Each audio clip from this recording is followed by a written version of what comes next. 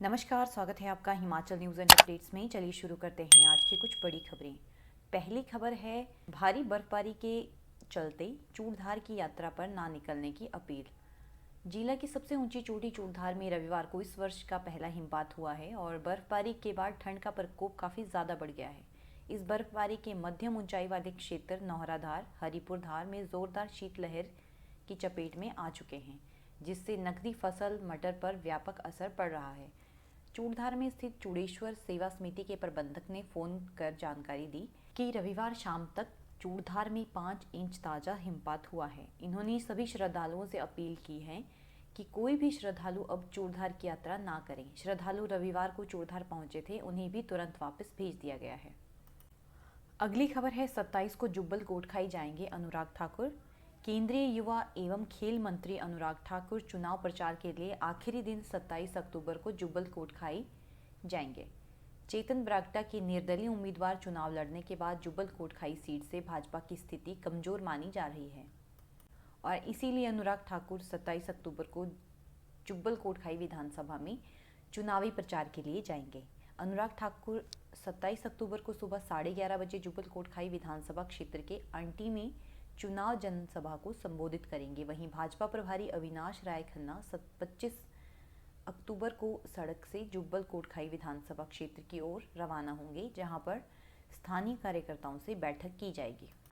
अगली खबर है, किन्नौर की पहाड़ियों में 3 और ट्रैकर्स की मौत। अचानक बदले मौसम और बर्फबारी के कारण किन्नौर में ट्रैकर्स के साथ दूसरा बड़ा हादसा हुआ है। उत्तरकाशी से छितकुल ट्रैकर पर 7 लोगों की मौत और 2 के लापता होने का मामला अभी सुलझा भी नहीं था कि जांगलिक से बरुआ ट्रैकर पर मुंबई के 3 ट्रैकर्स की मौत हो गई। उपायुक्त किन्नौर अपूर्व देवगन ने बताया कि मुंबई के 13 ट्रैकर शिमला जिला के रोहड़ू के जांगलिक से किन्नौर जिला के बरुआ कंडे होते हुए सांगला आ रहे थे। विपरीत परिस्थितियों व बर्फबारी के कारण इनमें से 3 पर्यटकों की रास्ते में ही मौत हो गई। मृतकों में 58 वर्षीय दीपक नारायण, 65 वर्षीय राजेंद्र भालचंद्र पाठक और अशोक मधुकर भालेराव शामिल है। हादसे की सूचना मिलते ही जिला प्रशासन किन्नौर द्वारा राहत व बचाव कार्य आरंभ कर दिया गया है। जिला प्रशासन द्वारा शेष 10 पर्यटकों को सुरक्षित निकालने के लिए पुलिस दल बरुआ कंडा भेजा गया और शाम तक सभी 10 पर्यटकों को सुरक्षित निकालकर कड़छम लाया गया। 3 शवों को लाने के लिए आईटीबीपी जवानों का एक दल मौके पर भेजा गया है। अगली खबर है, सीएसआईआर और कृषि विभाग ने 5 जिलों में शुरू की दालचीनी की खेती। खाने में जायके के लिए इस्तेमाल होने वाली दालचीनी के लिए हिमाचल अब चीन पर निर्भरता खत्म करेगा। भारत हर साल 45,318 टन दालचीनी आयात करता है, जिसकी कीमत करीब 909 करोड़ रुपए है। ये अधिकतर चीन, श्रीलंका, वियतनाम, इंडोनेशिया और नेपाल से आती है। सबसे ज़्यादा सप्लायर चीन है और जबकि दालचीनी की खेती के लिए हिमाचल का पर्यावरण भी अच्छा बताया जा रहा है। यही कारण है कि अब कृषि विभाग ने council of scientific and industrial research यानी सीएसआईआर पालमपुर से मिलकर एक प्रोजेक्ट पर काम करना शुरू किया है। भारत सरकार की आत्मनिर्भर भारत योजना के तहत सीएसआईआर इसमें सारी तकनीकी और वैज्ञानिक मदद कर रहा है। प्रयोग के तौर पर 5 जिलों सिरमौर, हमीरपुर, बिलासपुर, ऊना और कांगड़ा में ये शुरुआत की गई है। हर जिला में 1 या 2 किसानों को इसमें जोड़ा गया है और कृषि विभाग के एक फार्म पर भी दालचीनी की खेती शुरू की गई है। अगली खबर है, मनाली में फंसे जांस्कर के 300 यात्री। कारगिल जिला के जांस्कर इलाके से पर्यटन नगरी मनाली पहुंचे 300 यात्री बर्फबारी होने के कारण फंस गए हैं। लगभग 15,000 फुट ऊंचे शिंकुला दर्रा पर बर्फबारी के कारण यात्री करीब 1 सप्ताह से अपने घर लौट नहीं पा रहे हैं। मनाली प्रशासन से सभी यात्रियों को हर संभव मदद का आश्वासन दिया गया है। उनके रहने के लिए माउंटेनियरिंग इंस्टीट्यूट, गुरुद्वारा तथा गोम्पा रोड मनाली और क्लाथ में रहने की व्यवस्था की गई है। कुछ लोग भुंतर में भी रह रहे हैं। 18 अक्टूबर को शिंकुला दर्रा पर काफ़ी बर्फबारी के कारण मार्ग पूरी तरह से बंद हो गया है। जांस्कर से कुछ लोग तीर्थ यात्रा के लिए त्रिलोकीनाथ आए थे, जहां से वह मनाली आए। कुछ लोग इलाज करवाने के लिए यहां पहुंचे थे। यहां फंसे लोगों में अधिकतर महिलाएं हैं। यात्रियों ने कारगिल प्रशासन से उन्हें घर तक पहुंचाने की व्यवस्था की मांग की है। अगली खबर है, आपातकालीन परिस्थितियों में सीएम के चॉपर की लैंडिंग खेतों में करवाई गई।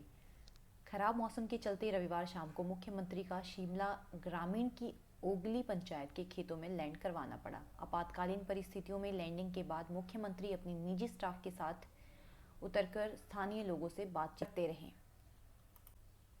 उसके बाद करसोग के प्रख्यात गायक कलाकार नरेश भारद्वाज की कार में सवार होकर सुन्नी की तरफ रवाना हो गए और 2 निजी टैक्सियों में वहां से शिमला रवाना हुए। बताया जा रहा है कि मुख्यमंत्री जयराम ठाकुर निर्मंड क्षेत्र से जनसभा को संबोधित करने पर शिमला लौट रहे थे कि अचानक मौसम खराब हो गया और चॉपर की लैंडिंग खेतों में ही करवानी पड़ी।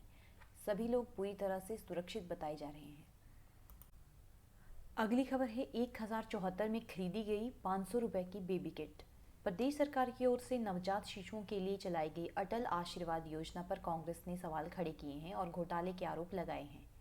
कांग्रेस के प्रदेश प्रवक्ता कुशल जेठी ने कहा कि प्रदेश सरकार द्वारा नवजात शिशुओं के लिए अटल आशीर्वाद योजना शुरू की गई है, जिसके तहत बेबी केयर किट दी जाती है। इसके लिए सरकार द्वारा एक कंपनी को टेंडर दिया गया है और सरकार यह एक किट 1074 रुपये में खरीद रही है। इस किट में जो सामान है उसकी बाजार में कीमत 500 रुपये से ज़्यादा नहीं है। इस किट के अंदर सामान भी नॉन ब्रांडेड है। कांग्रेस प्रवक्ता कुशल जेठी ने इस मामले की जांच की मांग की है और साथ ही उन्होंने स्वास्थ्य मंत्री के इस्तीफे की भी मांग उठाई है। अगली खबर है आईटीआई में खाली रह गई 35% सीटें। हिमाचल प्रदेश की सरकारी और गैर सरकारी आईटीआई में 35% सीटें भरने से खाली रह गई है। इस दिशा में बीजेटी मुख्यालय दिल्ली की ओर से दोबारा से स्पॉट काउंसलिंग राउंड को परमिशन दे दी गई है, जिसके चलते यह प्रक्रिया 25 से 30 अक्टूबर तक शुरू होगी। तकनीकी शिक्षा विभाग के निदेशक विवेक चंदेल ने बताया कि वर्तमान में सरकारी क्षेत्र में 14,932 सीटों में से 12,890 सीटें भरी गई है और 2,043 सीटें खाली चल रही है, जबकि 9,444 सीटें निजी आईटीआई में हैं, जिनमें से 3,681 सीटें भरी गई है और 5,763 सीटें खाली रह गई है। अब स्पॉट काउंसलिंग के थ्रू इन सीटों को भरा जा सकता है। तो ये थी आज की कुछ बड़ी खबरें।